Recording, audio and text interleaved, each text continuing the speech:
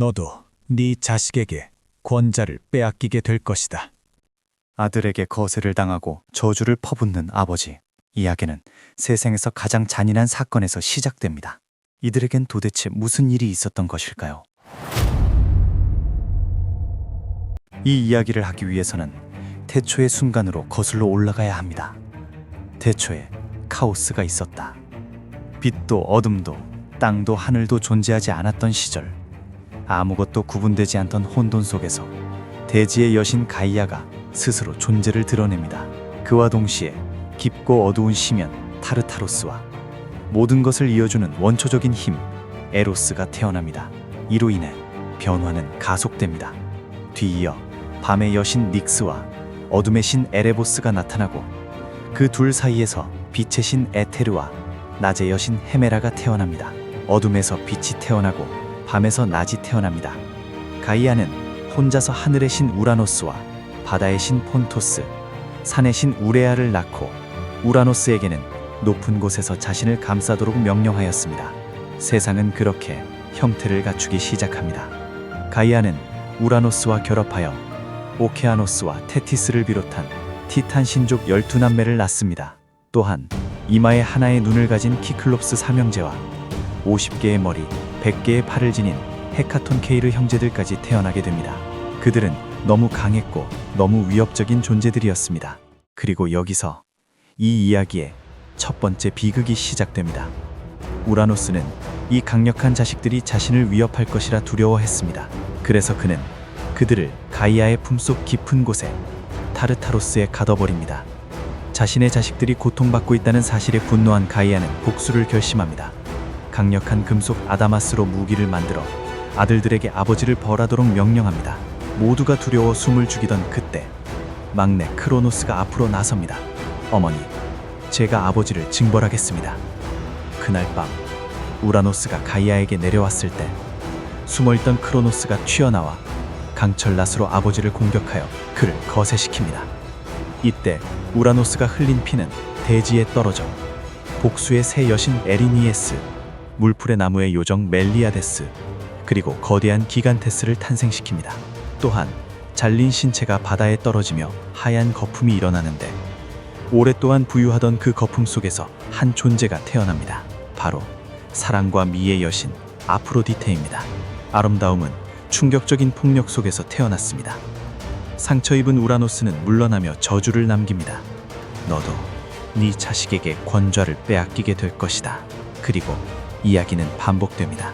새로운 지배자가 된 크로노스는 키클롭스와 헤카톤 케이르 형제들의 모습을 보고는 우라노스와 마찬가지로 두려움을 느끼고 타르타로스에 그대로 방치합니다. 크로노스는 누이 레아와 결혼하여 6자식을 낳게 되었는데 우라노스의 저주를 두려워한 그는 자식들이 태어나는 족족 그들을 삼켜버립니다. 여기서부터 5장은 다소 충격적인 장면이니 보기 껄끄러운 사람은 건너뛰길 권유합니다. 첫째, 헤스티아.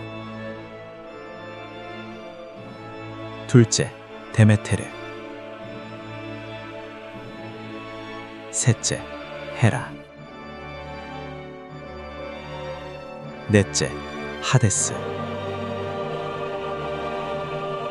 그리고 포세이돈까지. 그는 자식들을 낳는 족족 삼켰다. 권력을 빼앗길까 두려워서였다. 하지만 모든 이야기는 항상 하나의 예외에서 시작됩니다. 레아는 막내만큼은 지키겠다고 결심합니다. 그녀는 아이 대신에 돌을 천에 싸고 건네며 크로노스는 아무 의심 없이 그것을 삼켜버립니다. 레아는 크레타 섬에 아이를 숨깁니다. 요정과 님프들이 그를 키우고 염소 아말테아의 젖을 먹으며 자랍니다. 제우스는 크로노스의 눈을 피해 조용히 하지만 누구보다 강인하게 성장합니다. 그리고 레아와 가이아를 통해 자신의 운명을 알게 된 제우스는 그 운명과 마주하기로 결심합니다. 제우스는 지혜의 여신 메티스의 도움을 받아 크로노스에게 약을 먹이고 그가 삼켰던 형제들을 다시 토해내게 합니다. 마지막에 삼킨 돌 옴팔로스를 시작으로 포세이돈, 하데스, 헤라, 데메테르, 헤스티아, 모든 신들이 다시 세상으로 돌아옵니다. 마침내 6신이 다시 하나가 되었고 그들은 아버지에 맞서 전쟁을 일으킨다. 티탄 신족과 올림포스 신들 간의 전쟁, 티타노마키아. 세상의 모든 것을 뒤흔든 이 전쟁에서 오케아노스 등 일부 티탄은 중립을 지켰고 프로메테우스처럼 제우스를 돕는 존재도 있었지만 전세는 쉽게 기울지 않았습니다. 그때 제우스는 가이아의 조언을 받아들여 타르타로스에 갇혀있던 존재들을 해방시킵니다.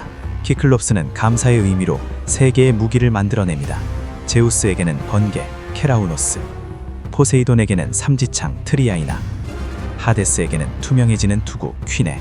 이로써 그들은 티탄 신족에 맞설 강력한 힘을 얻었습니다. 헤카톤 케이르 역시 전쟁에서 큰 활약을 했습니다. 100개의 팔로 바위와 불덩이를 던져 티탄들을 몰아붙였습니다. 그때 전 우주가 불타올랐다. 지상과 하늘, 바다가 함께 울부짖었고 거대한 불길이 하늘 높이 치솟았며 제우스가 번개를 던지자 세상은 불타고 흔들렸다. 심지어 타르타로스까지 진동했다. 마침내 10년간의 티타노마키아가 끝납니다. 제우스는 전쟁에 가담한 티탄들을 타르타로스에 가두고 헤카톤 케이르들에게 그곳을 지키도록 명령합니다. 또한 제우스는 같은 비극을 반복하지 않기 위해 세상을 공정하게 나누었습니다. 하늘은 제우스, 바다는 포세이돈, 저승은 하데스. 혼돈은 끝나고 질서가 시작되었습니다. 그렇게 우리가 알고 있는 신들의 시대가 시작됩니다. 하지만 이 비극의 이야기는 아직 끝나지 않았습니다. 제우스 역시 자신의 자식이 자신을 넘어설 것이라는 예언을 듣습니다. 과연 제우스는 이 운명을 피할 수 있었을까요?